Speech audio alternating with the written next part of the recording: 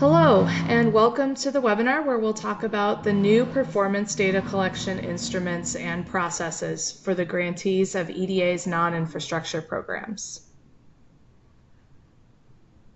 In this brief presentation, we'll introduce the new instruments and metrics for the non-infrastructure programs by first placing them in the context of the current performance measurement practices of EDA and comparing them to the current instruments that are expiring and being replaced. We will then introduce the new instruments and briefly touch upon the research and motivation behind these instruments for the non-infrastructure programs, as well as the data that they will collect. Finally, we'll tell you what you can expect in the short term from the implementation of the new data collection instruments and processes at EDA. EDA collects and reports on performance measures in compliance with Government Performance and Results Act of 1993 that, as amended by the GPRA Modernization Act of 2010, establishes requirements for all agencies to collect, analyze, and report on their performance.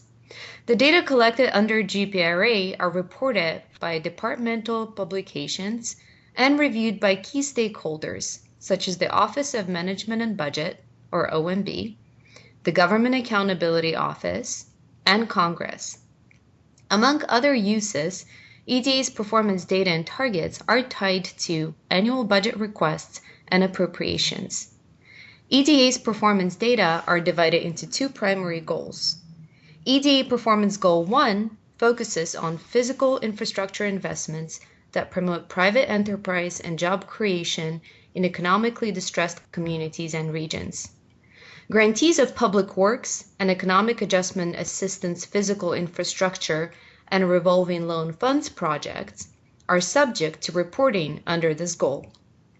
As an important note, all revolving loan fund grants awarded on or after June 1st, 2020 will be subject to the new non-infrastructure data collection system covered in this webinar.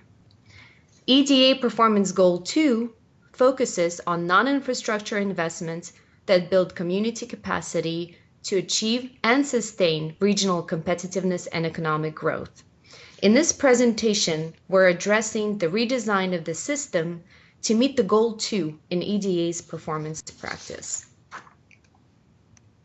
Currently, EDA collects performance data using the ED915, ED916, ED917, and ED918 forms.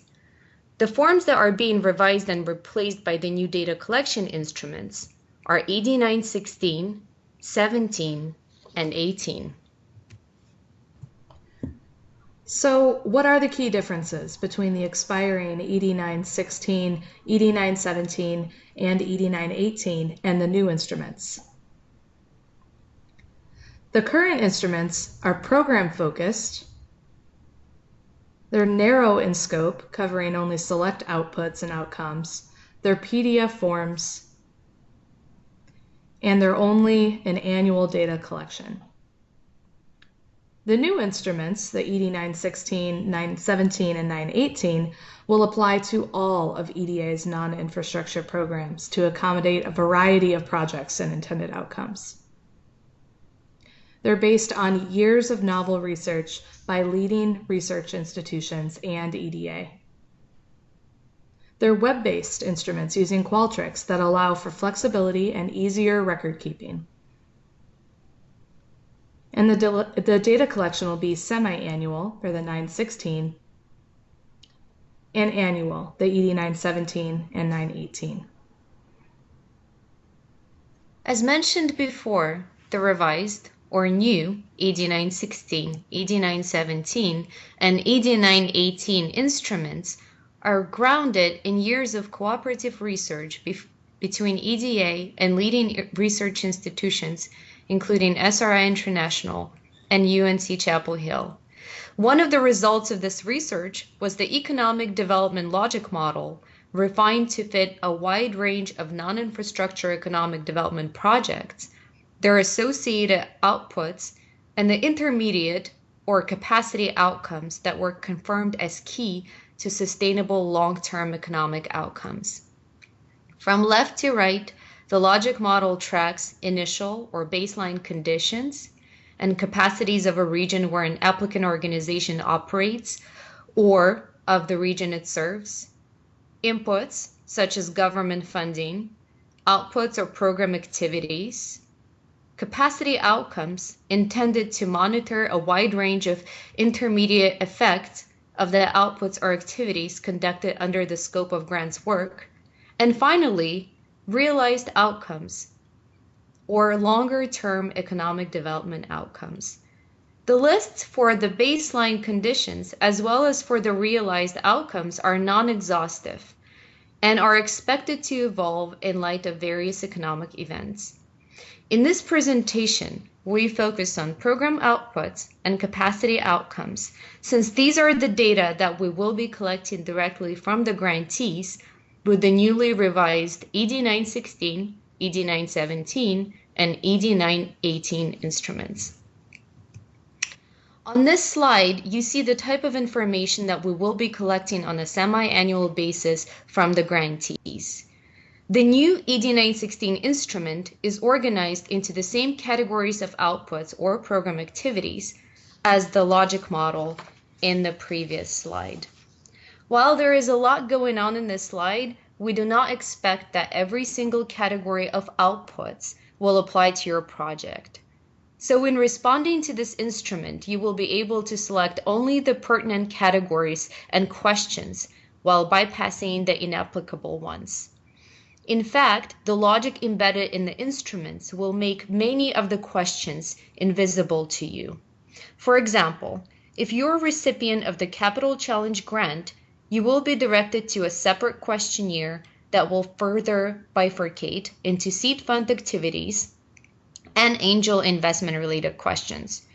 Each grant recipient will be expected to respond to the applicable questions on program outputs cumulatively since the start of the grant on a semi-annual basis for the duration of the period of performance of the grant. If under your scope of work, your organization serves clients or beneficiaries directly, you will receive an annual questionnaire ED 917. Once again, the instrument is organized into categories of questions with flexibility to bypass any categories of questions. The instrument is split into two main sections. The first section asks about more traditional, longer-term outcomes such as job creation and retention, private investment leveraged, and operating revenue changes. In each case, you will have an option to click Non-Applicable or select an option that states that such outcomes are expected but are not known at the time of your responding to the questionnaire. The second section covers a broader set of capacity outcomes to allow our grantees to respond to questions on important milestones and intended outcomes that can be more specific to their grants. Under the current form, this new instrument will allow us to capture information on such key outcomes as new product introduction, expansion of business networks, and new financing and human capital improvements. The ED 918 instrument mirrors the ED 917, but is intended for the EDA grantees who do not serve clients directly, but organize or develop strategies, studies, and plans that achieve outcomes to help grow regional economies. A few points are important to keep in mind as you prepare to begin reporting through the new instruments. The first one I want to cover is that not all categories of questions will apply to the outputs or outcomes you expect from your project. So you will be able to bypass any category that is not applicable to your project, or skip it or select NA in the cases of inapplicable questions. You may also request copies of the questionnaires by emailing programevaluation@eda.gov. The last section of the questionnaires contains an optional geographic information and narrative section where you can submit a success story or any other information you would like to share about the project. All outcomes that you report on should be attributable to the scope of work under the EDA grant. Also remember that you can save your responses and return to filling out the questionnaires at a later date. And when you're completed with the questionnaire, you can download your responses to keep track of your data, especially for future years.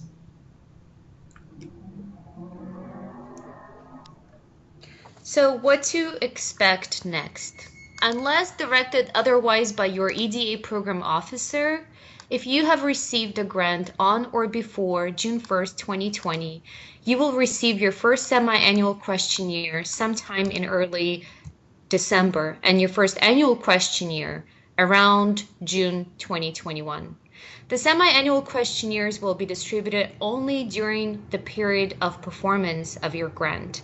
The annual questionnaires will be distributed for 5 years since the start of the grant. Again, if you have any questions, please email programevaluation@eda.gov.